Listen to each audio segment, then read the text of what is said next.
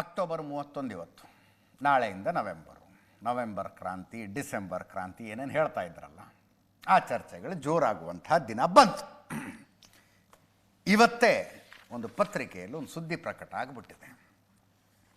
November 21 ಇಲ್ಲವೇ 26ಕ್ಕೆ ಮುಖ್ಯಮಂತ್ರಿಯಾಗಿ DKಶಿ ಪದಗ್ರಹಣ ಕ್ವಶ್ಚನ್ ಮಾರ್ಕು, ಪ್ರಶ್ನಾರ್ಥಕ ಚಿಹ್ನೆಯೊಂದಿಗೆ ಈ ವರದಿಯನ್ನು ಪತ್ರಿಕೆಯೊಂದು ಪ್ರಕಟಿಸಿತು.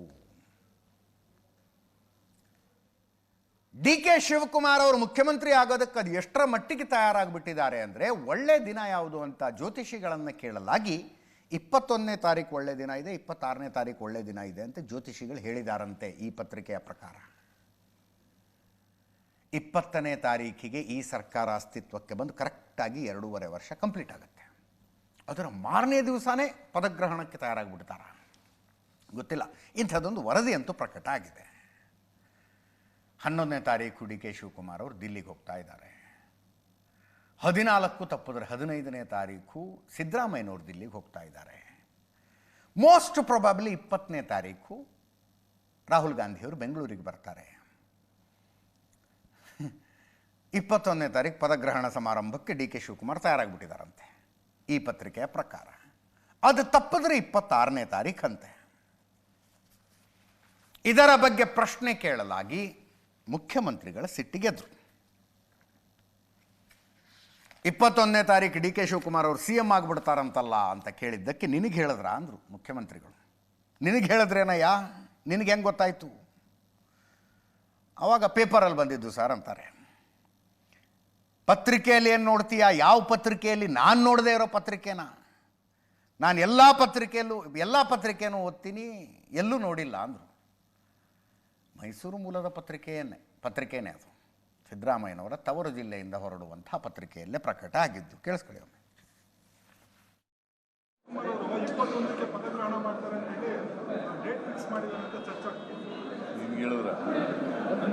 ನಿನ್ಗೆ ಹೇಳಿದ್ರೇನೆ, ನಿನ್ಗೆ ಹೆಂಗೆ ಗೊತ್ತಾಯ್ತು? ಅಲ್ಲ, ನಿನ್ಗೆ ಹೆಂಗೆ ಗೊತ್ತಾಯ್ತು? ಪತ್ರಿಕೆಯಲ್ಲಿ ಏನು ನೋಡ್ತೀಯ? ಎಲ್ಲಿ, ಯಾವ ಪತ್ರಿಕೆಯಲ್ಲಿ? ಯಾವ ಪತ್ರಿಕೆಪ್ಪ? ನಾನು ನೋಡ್ದಿರೋ ಪತ್ರಿಕೆ ನಾನು ಎಲ್ಲ ಪತ್ರಿಕೆನೂ ಓದ್ತೀನಿ, ಎಲ್ಲೂ ನೋಡಿಲ್ಲ.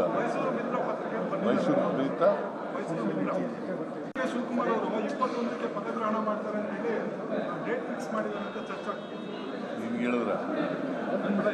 ಹೇಳಿದ್ರೇನೆ, ನಿನ್ಗೆ ಹೆಂಗೆ ಗೊತ್ತಾಯ್ತು? ಅಲ್ಲ, ನಿನ್ಗೆ ಹೆಂಗೆ ಗೊತ್ತಾಯ್ತು? ಪತ್ರಿಕೆಯಲ್ಲಿ ಏನು ನೋಡ್ತೀಯ? ಎಲ್ಲಿ, ಯಾವ ಪತ್ರಿಕೆಯಲ್ಲಿ? ಯಾವ ಪತ್ರಿಕೆಪ್ಪ? ನಾನು ನೋಡ್ದಿರೋ ಪತ್ರಿಕೆ ನಾನು ಎಲ್ಲ ಪತ್ರಿಕೆನೂ ಓದ್ತೀನಿ, ಎಲ್ಲೂ ನೋಡಿಲ್ಲ. ಮೈಸೂರು ಪ್ರೀತ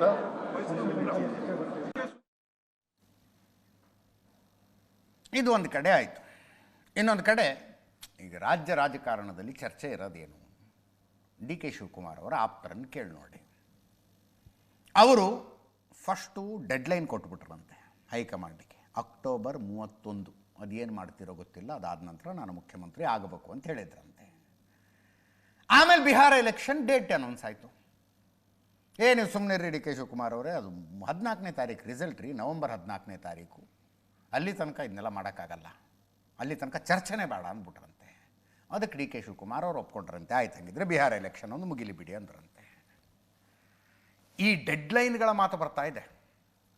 ಅದರ ಬಗ್ಗೆ ಮಹದೇವಪ್ಪನವರನ್ನ ಕೇಳಲಾಗಿ, HC ಮಹದೇವಪ್ಪನವರನ್ನ ಕೇಳಲಾಗಿ, ಡಾಕ್ಟರ್ HC ಮಹದೇವಪ್ಪನವರನ್ನ ಕೇಳಲಾಗಿ, ಅವರು ಅದೆಲ್ಲ ಅಧ್ಯಕ್ಷರಿಗೆ, ಮುಖ್ಯಮಂತ್ರಿಗಳಿಗೆ, ಹೈಕಮಾಂಡ್ನವ್ರಿಗೆ ಗೊತ್ತಿರೋ ವಿಷಯಪ್ಪ, ನನಗೇನು ಗೊತ್ತಿರುತ್ತೆ ಅಂದರು. ನನಗೇನು ಗೊತ್ತಿರುತ್ತೆ? ದೊಡ್ಡವ್ರ ವಿಷಯ ನನಗೇನು ಗೊತ್ತಾಗುತ್ತೆ ಸರ್ ಅಂತ. ಕೇಳಿಸ್ಕೊಳ್ಳಿ.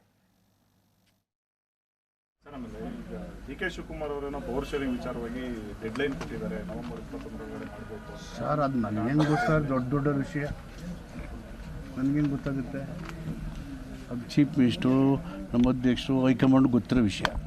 ಸರ್, ಆಮೇಲೆ ಈಗ DK ಶಿವಕುಮಾರ್ ಅವರೇನೋ ಪವರ್ ಶೇರಿಂಗ್ ವಿಚಾರವಾಗಿ ಡೆಡ್ಲೈನ್ ಕೊಟ್ಟಿದ್ದಾರೆ, ನವೆಂಬರ್ 21 ಮಾಡಬೇಕು ಸರ್. ಅದು ನನಗೇನು ಗೊತ್ತಾ? ದೊಡ್ಡ ವಿಷಯ ನನಗೇನು ಗೊತ್ತಾಗುತ್ತೆ? ಅದು ಚೀಫ್ ಮಿನಿಸ್ಟ್ರು, ನಮ್ಮ ಅಧ್ಯಕ್ಷರು, ಹೈಕಮಾಂಡ್ ಗೊತ್ತಿರೋ ವಿಷಯ. ಸರ್, ಆಮೇಲೆ ಈಗ DK ಈ ಮಧ್ಯೆ ಅವರವರ ಪ್ರಯತ್ನಗಳನ್ನು ಅವರವರ ತಂಡದವರು ಮಾಡ್ತಾ ಇದ್ದಾರೆ. DK ಶಿವಕುಮಾರ್ ಅವರು ಮಾತಿಲ್ಲ, ಕಥೆ ಇಲ್ಲ, ದಿಲ್ಲಿಗೆ ಹೋಗ್ತಾರೆ, ಬರ್ತಾರೆ. ಯಾರನ್ನ ಮೀಟ್ ಮಾಡಿದ್ರಿ ಅಂದರೆ ಖಾಸಗಿ ಭೇಟಿ ಅಂತಾರವರು. ಖಾಸಗಿ ಭೇಟಿ. ಇಲ್ಲಿ ಏನಾದ್ರು ಗೊಂದಲಗಳು ಗಲಾಟೆಗಳಾದಾಗ ಹಿಂಗಾಗಿದೆಯಲ್ಲ ಅಂದರೆ ಯಾರಿಗೆ ಹೇಳಬೇಕು, ಯಾವಾಗ ಹೇಳಬೇಕು, ಎಲ್ಲಿ ಹೇಳಬೇಕು ಅವ್ರಿಗೆ ಹೇಳ್ತೀನಿ ಅಂದಿರ್ತಾರವರು.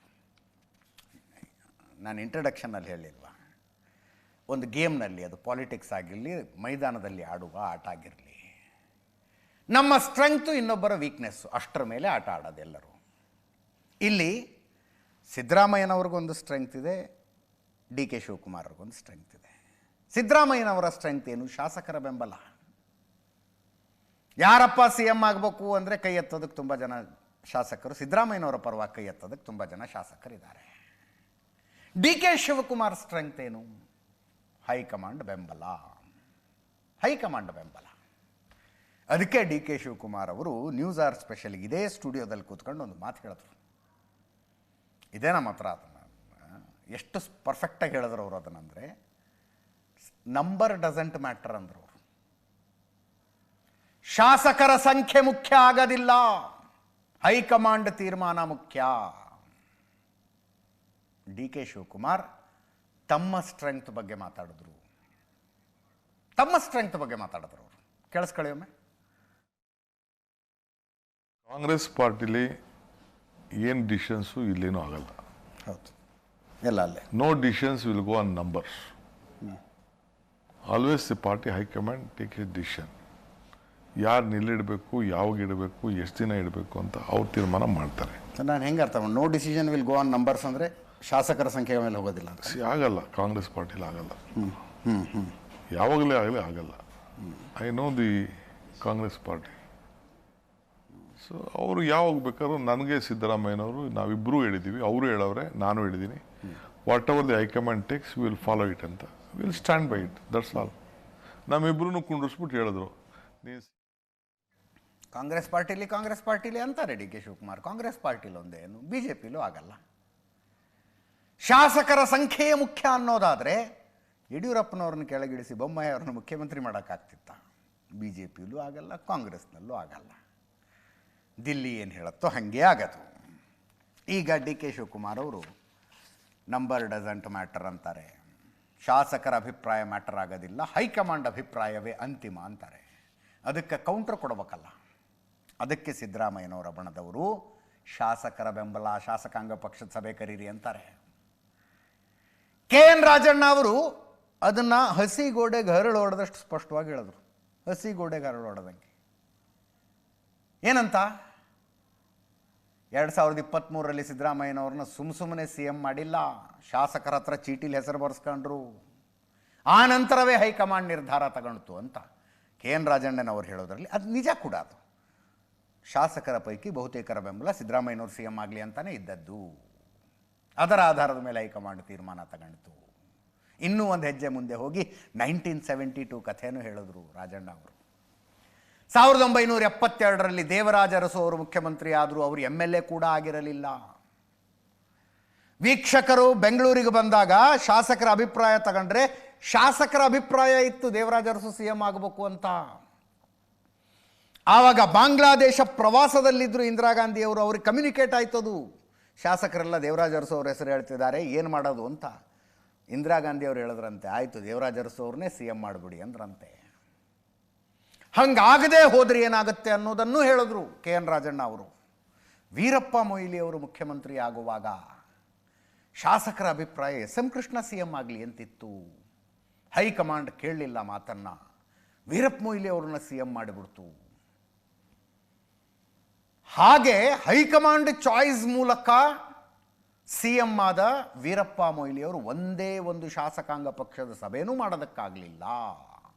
ಕೆ ಎನ್ ರಾಜಣ್ಣ ಅವ್ರು ಹೇಳ್ತಾ ಇರೋದು. ಇದರ ಅರ್ಥ ಏನು, ತಾತ್ಪರ್ಯ ಏನಿದು ಹೇಳ್ತೀನಿ, ಕೇಳಿಸ್ಕೊಳ್ಳಿ ಒಂದ್ಸಲ.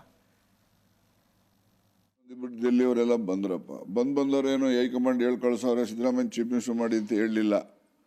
ಎಲ್ಲ ಶಾಸಕರ ತವರನ್ನು ಬರ್ಸ್ಕೊಂಡವ್ರೆ ಚೀಟಿಲಿ ಯಾರ್ಯಾರಿಗೆ ಅಂತ. ಆ ಚೀಟಿಲಿ ಯಾರಿಗೆ ಜಾಸ್ತಿ ಬಂದಿದೆಯೋ ಅವರಿಗೆ ಅವರು ಹೈಕಮಾಂಡ್ ಜೊತೆ ಚರ್ಚೆ ಮಾಡಿ ಅವ್ರ ನಾಯಕ ಅಂತ ಮಾಡಿದ್ದಾರೆ ಹೊರತು ಬಂದು AICCನವರೆಗೆ ಬಂದಿದ್ದೇನೆ ನಾನು ಇಂಥವ್ ನಾಯಕ, ಸಿದ್ದರಾಮಯ್ಯ ನಾಯಕ, ಇವ್ರ ನಾಯಕ ಅಂತ ಹೇಳಿಲ್ಲ. ಅವರೆಲ್ಲ ಮಾಡಿದ್ದು ಪ್ರೋಸೆಸ್ ಏನು, ಯಾರು ಶಾಸಕರ ಅಭಿಪ್ರಾಯ ತೆಗೆದು ಅದು ಅಭಿಪ್ರಾಯದಂತೆ ಆ ಅಭಿಪ್ರಾಯವನ್ನು ಕೇಂದ್ರದಲ್ಲಿರ್ತಕ್ಕಂಥ ಮುಖಂಡರ ಗಮನಕ್ಕೆ ತಂದು ಅವರೆಲ್ಲರ ಒಪ್ಪಿಗೆ ಮೇಲೆ ಅವರು ಚುನಾಯಿತ ನಾಯಕ, ಗೊತ್ತಾಯ್ತಾ, ನಾಮಿನೇಟೆಡ್ ಅಲ್ಲ ಅವರು.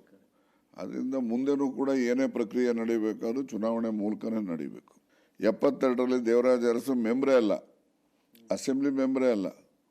ಅವಾಗ ಉಮಾಶಂಕರ್ ದೀಕ್ಷಿತ್ ಅಂತ ಅಬ್ಸರ್ವರ್ ಆಗಿ ಬಂದಿದ್ದರು. ಆಗ ಅವರು MLAಗಳನ್ನ ಕೇಳಿದ್ರು. MLAಗಳು ಎಲ್ಲರೂ ದೇವರಾಜ ಅರಸು ಮುಖ್ಯಮಂತ್ರಿ ಆಗಬೇಕು ಅಂತ ಹೇಳಿದ್ರು. ಆಗ ಇಂದಿರಾ ಗಾಂಧಿ ಬಾಂಗ್ಲಾದೇಶದಲ್ಲಿದ್ದರು ಆ ಪರ್ಟಿಕ್ಯುಲರ್ ಡೇ. ಇವರು ಇಂದಿರಾ ಗಾಂಧಿಗೆ ಸಂಪರ್ಕ ಮಾಡಿ ಈ ಥರ MLAಗಳು ಹಿಂಗೆ ಹೇಳ್ತಾ ಇದ್ದಾರೆ ಅಂದಮೇಲೆ ಆಯಿತು ಅವ್ರನ್ನೇ ಮಾಡಿ ಅಂತೇಳಿ ದೇವರಾಜ ಅರಸು ಮಾಡಿದ್ರು. ಇವ್ರು ಸದಸ್ಯರೇ ಇರಲಿಲ್ಲ, ಇವ್ರು ಆಗಲಿಲ್ವಾ? ಅಂದರೆ ಆಗಿದ್ದು ಹೆಂಗಾದ್ರು ಅವರು MLAಗಳು ಹೇಳಿದ್ರಿಂದ ಆದರು. ವೀರಪ್ಪ ಮೊಯ್ಲಿ ಅವರು ಮುಖ್ಯಮಂತ್ರಿ ಆದ್ರಲ್ಲ, ಅವತ್ತು ಕೂಡ ಶಾಸಕರುಗಳು ಅಭಿಪ್ರಾಯ ತಗೊಂಡ್ರು. ಆಗ ತಗೊಂಡಾಗ ಆಗ SM ಕೃಷ್ಣ ಅವ್ರಿಗಿತ್ತು ಮೆಜಾರಿಟಿ. ಆದರೂ ಕೂಡ ಈ ಕರುಣಾಕರನ್ನು ವೀರಪ್ಪ ಮೊಯ್ಲಿ ಅವ್ರನ್ನ ಮಾಡಬೇಕು ಅಂತೇಳಿ ಹೈಕಮಾಂಡ್ ಪ್ರಭಾವ ಬೀರಿ ಲಕೋಟೆನಲ್ಲಿ ಅವ್ರ ಹೆಸರು ಕಳಿಸಿದ್ರು. ಲೀಡ್ರ್ ಆದರೂ ಚೀಫ್ ಮಿನಿಸ್ಟರ್ ಒಂದು CLP ಮಾಡೋಕ್ಕಾಗಲಿಲ್ಲ ಅವರು. ನಾನು ಹೇಳಿದ್ದು MLAಗಳು ಸಪೋರ್ಟ್ ಇದ್ದರೆ ಹೆಂಗೆ, ಇಲ್ಲದೇ ಇದ್ರೆ ಹೆಂಗೆ ಅಂತಕ್ಕಂಥದ್ದಕ್ಕೆ ವ್ಯತ್ಯಾಸ ನಮ್ಮ ಕಣ್ಮುಂದೆ ಇರೋ ಇತಿಹಾಸ ಹೇಳಿದೆ ಅಷ್ಟೇ, ಹೊಸದೇನಲ್ಲ ಅದು. ಮುಂದಿನ ದಿನಗಳಲ್ಲಿ ಸಿದ್ದರಾಮಯ್ಯ ಬಣ ತೆಗೆದುಕೊಳ್ಳಬಹುದಾದ ಸ್ಟ್ಯಾಂಡನ್ನು KN ರಾಜಣ್ಣ ಅವರು ಹೇಳಿದ್ರು. ಕರೀರಿ ಶಾಸಕರನ್ನು, ಕೇಳ್ರಿ ಶಾಸಕರ ಅಭಿಪ್ರಾಯವನ್ನು ಅನ್ನುವ ನಿಲುವಿಗೆ ಬರ್ತಾರೆ. ನಾಳೆ ದಿವಸ ಹೈಕಮಾಂಡು ಸಿದ್ದರಾಮಯ್ಯನವ್ರನ್ನ ಕರೆದು ದಿಲ್ಲಿಗೆ ಕರೆದು ಅವ್ರಿಗೇನೋ ಹೇಳಿ ಅದೆಲ್ಲ ಆದಮೇಲೆ ಇದು ಆಗೋದಲ್ಲ. ಈಗಿಂದಾನೇ ಶುರು ಮಾಡ್ತಾರೆ, ಈಗಿಂದಾನೇ ಶುರುವಾಗ್ಬಿಡುತ್ತೆ. ಶಾಸಕರ ಸಂಖ್ಯೆ ನೋಡಿ, ಶಾಸಕರ ಅಭಿಪ್ರಾಯ ಕೇಳಿ ಕೇಳಿ ಕೇಳಿ ಅಂತ. ಈ ಮಧ್ಯದಲ್ಲಿ ಅದು ಸ್ಟ್ರಾಟಜಿ. ಇನ್ನೊಂದು ಸ್ಟ್ರಾಟಜಿ ಡಾಕ್ಟರ್ ಯತೀಂದ್ರ ಅವರು ಉರುಳಿಸಿದ ದಾಳ. ಸತೀಶ್ ಜಾರಕಿಹೊಳಿ ಉತ್ತರಾಧಿಕಾರಿ, ದಲಿತ CM ಯಾಕಾಗಬಾರ್ದು? ದಲಿತ ಸಂಘಟನೆಗಳವರು ಒಂದು ಸಭೆ ಮಾಡಿ 4 ಆಪ್ಷನ್ ಕೊಟ್ಟರು ಕಾಂಗ್ರೆಸ್ ಹೈಕಮಾಂಡ್ಗೆ. ಖರ್ಗೆ ಅವರು, ಅದರಲ್ಲಿ ಮಲ್ಲಿಕಾರ್ಜುನ್ ಖರ್ಗೆನ ಪ್ರಿಯಾಂಕ್ ಖರ್ಗೆನ ಅನ್ನೋದೊಂದು ಇರಲಿಲ್ಲ. ಖರ್ಗೆ ಅವರು CM ಆಗಬೇಕು, HC ಮಹದೇವಪ್ಪ, ಸತೀಶ್ ಜಾರಕಿಹೊಳಿ ಅಥವಾ ಡಾಕ್ಟರ್ ಪರಮೇಶ್ವರ್, 4 ಜನರ ಪೈಕಿ ಒಬ್ಬರು CM ಆಗಲಿ. DK ಶಿವಕುಮಾರ್ ಬೇಕಿದ್ರೆ 2028ರಲ್ಲಾಗಲಿ. ಈಗ ಸಿದ್ದರಾಮಯ್ಯನವರೇ ಮುಂದುವರೆದ್ರು ಒಳ್ಳೆಯದು, ಅವ್ರನ್ನ ಕೆಳಗಿಳಿಸ್ತೀರಿ ಅನ್ನೋದಾದ್ರೆ ದಲಿತರೊಬ್ಬರು CM ಆಗಲಿ ಅಂತ. ಮುಖ್ಯಮಂತ್ರಿ ರೇಸ್ನಲ್ಲಿ ತುಂಬ ಜನರನ್ನು ಕ್ರಿಯೇಟ್ ಮಾಡೋದಿತ್ತು. ಅದರ ಭಾಗವಾಗಿ ದಲಿತ ಶಕ್ತಿಯನ್ನು ತೋರಿಸೋದಕ್ಕೆ ನವೆಂಬರ್ನಲ್ಲಿ ಒಂದು ಸಮಾವೇಶ ಮಾಡೋದು ಅಂತಾಗಿತ್ತು. HC ಮಹದೇವಪ್ಪನವರು, ಡಾಕ್ಟರ್ ಪರಮೇಶ್ವರು ಸೇರ್ಕೊಂಡು ದಲಿತರನ್ನೆಲ್ಲ ಸೇರಿಸಿ ಒಂದು ದೊಡ್ಡ ಸಮಾವೇಶ ಮಾಡೋದು, ಆ ಮೂಲಕ ದಲಿತರ ಸ್ಟ್ರೆಂಗ್ತನ್ನು ಹೈಕಮಾಂಡಿಗೆ ತೋರಿಸೋದು ಅಂತ ನಿರ್ಧಾರ ಆಗಿತ್ತು. ಈಗ ದಿಲ್ಲಿಯಿಂದ ಮೆಸೇಜ್ ಬಂದಿದೆ, ಈಗ ಬೇಡ ಸುಮ್ಮನಿರಿ ಅಂತ. ಈ ರೀತಿ ಇವ್ರು ಏನೋ ಮಾಡೋದಕ್ಕೆ ಹೊರಡೋದು, ಈಗ ಮಾಡಬೇಡಿ ಅನ್ನೋ ಮೆಸೇಜ್ ಬರೋದು ಮೊದಲನೇ ಸಲ ಅಲ್ಲ. ಮೊದಲು ಸಿದ್ದರಾಮಯ್ಯ ಸ್ವಾಭಿಮಾನಿ ಸಮಾವೇಶ ಮಾಡ್ತೀವಿ ಅಂತ ಹೊರಟರು. ದಿಲ್ಲಿಯಿಂದ ಮೆಸೇಜ್ ಬಂತು, ಇಲ್ಲ ಅದನ್ನ ಕಾಂಗ್ರೆಸ್ ಸಮಾವೇಶ ಮಾಡಿ ಅಂತ. ಆ ನಂತರ ದಲಿತ ಶಾಸಕರು ದಲಿತ ಸಚಿವರೆಲ್ಲ ಸೇರ್ಕೊಂಡು ಒಂದು ಡಿನ್ನರ್ ಮೀಟಿಂಗ್ ಮಾಡಬೇಕು ಅಂತ. ಡಾಕ್ಟರ್ ಪರಮೇಶ್ವರ ಊಟಕ್ಕೆ ಸೇರೋಣ ಎಲ್ಲರೂ ಏಟ್ರಿಯಾ ಹೋಟೆಲಲ್ಲಿ ಅಂದರು.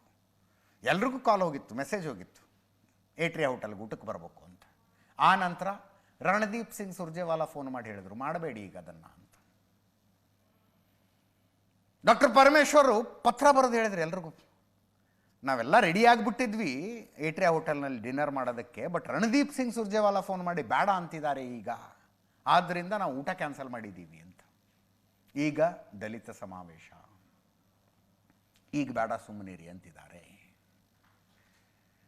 DK ಶಿವಕುಮಾರ್ ಅವರ ದಿಲ್ಲಿ ಕಾಂಟ್ಯಾಕ್ಟ್ಗಳು ಹೆಂಗಿದ್ದಾವೆ, ದಿಲ್ಲಿ ರಿಲೇಷನ್ಶಿಪ್ಗಳು ಹೆಂಗಿದ್ದಾವೆ ಅನ್ನೋದಕ್ಕೆ ಇದು ಎಕ್ಸಾಂಪಲ್. ಅದರ ಬಗ್ಗೆ ಮಹದೇವಪ್ಪನವರು ಮಾತಾಡಿದ್ದಾರೆ, ಪ್ರಿಯಾಂಕ್ ಖರ್ಗೆ ಅವರು ಮಾತಾಡಿದ್ದಾರೆ. ಅಂದರೆ ಇದ್ರ ಬಗ್ಗೆನೇ ಅಲ್ಲ, ದಲಿತ ಸಮಾವೇಶವನ್ನು ಹೈಕಮಾಂಡು ನಿಲ್ಲಿಸಿದೆಯಂತೆ ಅದರ ಬಗ್ಗೆ ಅಲ್ಲ, ಒಟ್ಟಾರೆಯಾಗಿ ಕೇಳಿಸ್ಕೊಳ್ಳಿ. ಇಷ್ಟು ನಮ್ಮ ಅಧ್ಯಕ್ಷರು ಹೈಕಮಾಂಡ್ ಗೊತ್ತಿರೋ ವಿಷಯ. ಹೋರಾಟ ಅಂತೂ ಇದ್ದೇ ಇರ್ತದೆ, ಅದು ನಿರ್ಣಯ ಆಗೋದು ಹೈಕಮಾಂಡ್ ಹಂತದಲ್ಲಿ. May be watching and waiting for appropriate time. ಅದು ತಾಯಿಗೆ ಗೊತ್ತಾಗಬೇಕಲ್ಲ, ತಾಯಿ ಕರುಣೆ ಇರೋದ್ರಿಂದ ಎಲ್ಲ ನಡ್ಕೊಂಡು ಹೋಗ್ತಾ ಇರೋದು. ಇದರ ಮಗು ಇಷ್ಟೊತ್ತಿಗೆ ಮಾಲ್ ನ್ಯೂಟ್ರಿಷನ್ ಸಿಂಡ್ರೋಮ್ ಕ್ವಾಸಿಯೋಸ್ಕರ್ ಅಂತಾರೆ, ಹಂಗೆ ಹೋಗ್ಬಿಡೋದು. ಆರೋಗ್ಯವಂತ ಮಗು ಇದೆ, ಟೈಮ್ ನೋಡಿ ಅಳುತ್ತೆ, ಇಲ್ಲ ಅಂದ್ರೆ ಇಲ್ಲ. ಆರೋಗ್ಯವಂತ ಮಗು ಅಂತೂ ಇದೆ, ಅಳೋ ಪರಿಸ್ಥಿತಿ ಇಲ್ಲ. ಅಳೋ ಪರಿಸ್ಥಿತಿ ಅಂತ ಏನಿಲ್ಲ, ಅದು ಹೋರಾಟ ಅಂತ ಮಾಡೋ ಪ್ರತಿಯೊಂದು ದಲಿತರ ಹಕ್ಕುಗಳಿಗೆ ಹೋರಾಟ ಅನಿವಾರ್ಯ. ದಲಿತರ ನೋವು ದಲಿತರಿಗೆ ಅರ್ಥ ಆಗೋದು, ಅಸ್ಪೃಶ್ಯರ ನೋವು ಸಂಕಟ ಅವ್ರಿಗೆ ಅರ್ಥ ಆಗೋದು, ಯಾರಿಗೂ ಅರ್ಥ ಆಗಲ್ಲ. ಹೀಗಾಗಿ ಹೋರಾಟ ನಿರಂತರ. ನವೆಂಬರ್ ಬರ್ತಾ ಇದೆ ಅಲ್ಲ, ಅಕ್ಟೋಬರ್ ಆದ್ಮೇಲೆ ನವೆಂಬರೇ ಬರುತ್ತೆ. ಕ್ರಾಂತಿ ಎಲ್ಲಿದೆ ನನಗೆ ಗೊತ್ತಿಲ್ಲ, ನೀವೇ ಹೇಳ್ತಾ ಇರೋದು. ಸಿದ್ದರಾಮಯ್ಯ ಸಾಹೇಬರು ಮುಂದೆ ಎಲೆಕ್ಷನ್ ನಿಲ್ತಾರೋ ಇಲ್ವೋ ಅದೆಲ್ಲ ಅವ್ರಿಗೆ ಬಿಟ್ಟಿರೋದಲ್ಲ. ಆಮೇಲೆ ಅವರು ಬಿಸೈಡ್ಸ್ ಬೀಯಿಂಗ್ ಎನ್ MLC, ಅವರು ಸಿದ್ದರಾಮಯ್ಯ ಅವ್ರ ಮಗನ ಕೂಡ ಹೌದು. ಅದೆಲ್ಲ ಅವ್ರವ್ರ ನಿರ್ಧಾರಗಳಲ್ಲ. ನೋಡಿ, ಎಲ್ಲ ಸಮಾಜದ ಮುಖಂಡರು ಕೂಡ ಅವ್ರವ್ರ ಸಮಾಜದವರು ಉನ್ನತ ಸ್ಥಾನಕ್ಕೆ ಹೋಗಬೇಕು ಅಂತಾರೆ. ನಾನು ಹೇಳ್ತಾ ಇದ್ದೀನಲ್ಲ, ಇವರೇ ಗೊತ್ತಿರೋದೇ 4-5 ಜನಕ್ಕೆ. ನೀವು ಆ 4-5 ಜನ ಬಿಟ್ಟು ಇನ್ನೆಲ್ಲರಿಗೂ ಕೇಳ್ತಾ ಇದ್ದೀನಿ.